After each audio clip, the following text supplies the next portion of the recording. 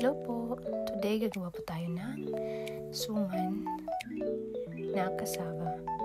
Isa ito sa mga paboritong snacks ng mga Pinoy, lalong-lalo na sa morning or sa hapon. This cassava, binili ko siya sa Copenhagen Central. Merong maraming mga stores doon, mga Asian stores na pwede kang bumili nito. I think mga 3 kilos yung binili ko dito. Dito, hiniwa-hiwa ko lang maliliit, and then after that, I peel it. Ever na may mga dark spots, i-scrape mo lang yan. Like yung ginagawa ko dito. Gawin mo lang siya sa lahat, and then after that, ready ka na to wash it. Yes.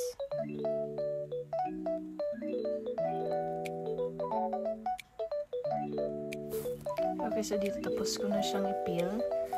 So, make sure lang natin na malinis siya. Like, yung water, pag nilagyan mo ng water, magiging clear na. Like, this. Okay, so pagkatapos mo na siyang hugasan, you can grate it like this.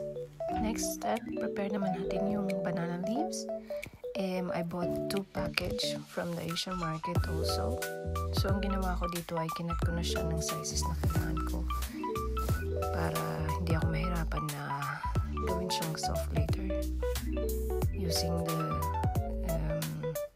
fire. Medyo mahirap pag bumili ka ng banana leaves sa Asian market kasi minsan hindi mo alam kung yung nabili mo ay okay or hindi. After nito, turn on mo lang yung stove and then i-try mo na siyang parang gawin siyang soft like yung ginagawa ko dito. Continue mo lang hanggang sa matapos mo yung lahat ng leaves. Yes.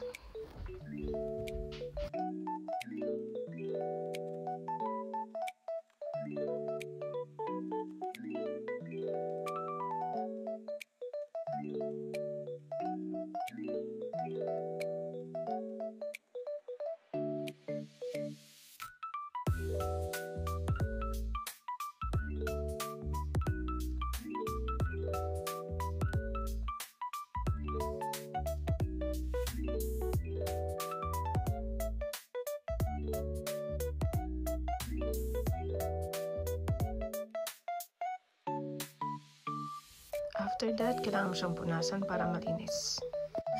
Kinakuha pa rin namin yung parang edge, hindi ko alam kung paano sabihin. Sorry.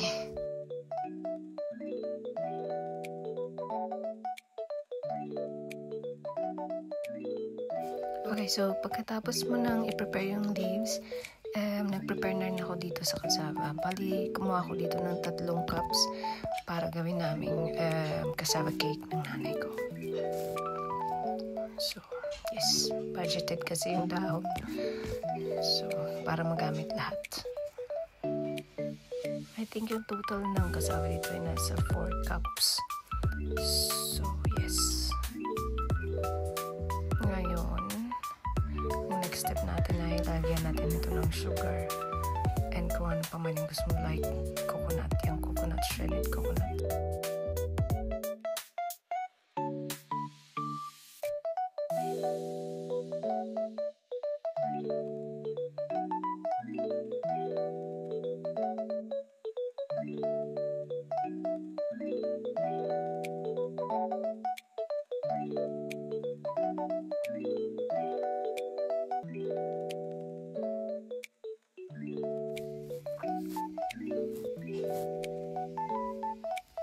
Okay, so now I'm adding sugar. Ginawa ko dito, ginamit ko yung muscovado sugar. Actually, ang nilagay ko ay 3/4 siya. Pero later, nagdagdag ako ng another 1/4. So, mga 1 cups for 4 cups of cassava. I-mix mo lang siya thoroughly. Mas maganda yung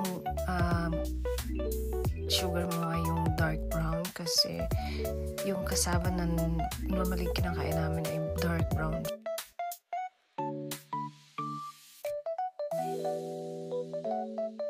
Okay, so tapos na nating i-mix yung cassava. Mag-prepare na tayo para i-wrap ito. So, 2.5 tablespoon or depende sa inyo kung gaano kalaki. Sa amin kasi kami lang, so medyo nilalagyan namin ng konti. Kami ayaw ko magbenta nito dito sa Denmark kasi mahal yung mga ingredients nito, lalo na yung dahon and yung cassava. Hindi ka makakabawi talaga.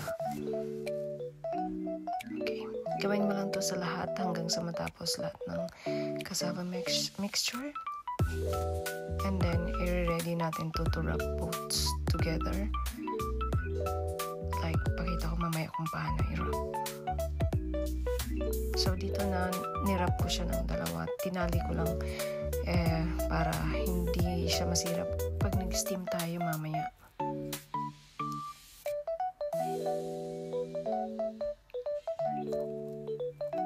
Ang pantali ko pala dito ay yung extra na hindi ko na nagamit kasi siya, sira. I-prick mo lang siya ng maliliit and then gamitin mo siya as pangtali.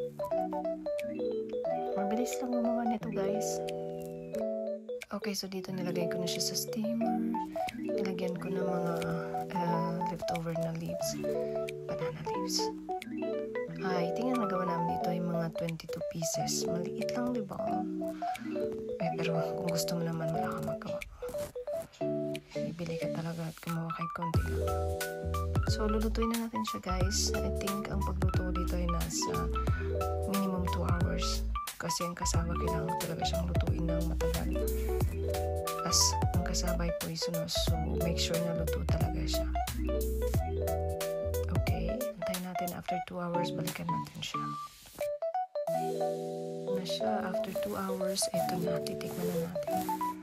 Sarap! Excited na ako.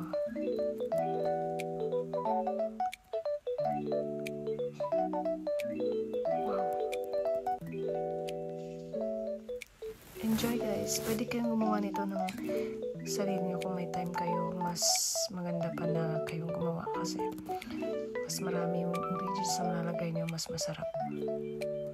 Thank you.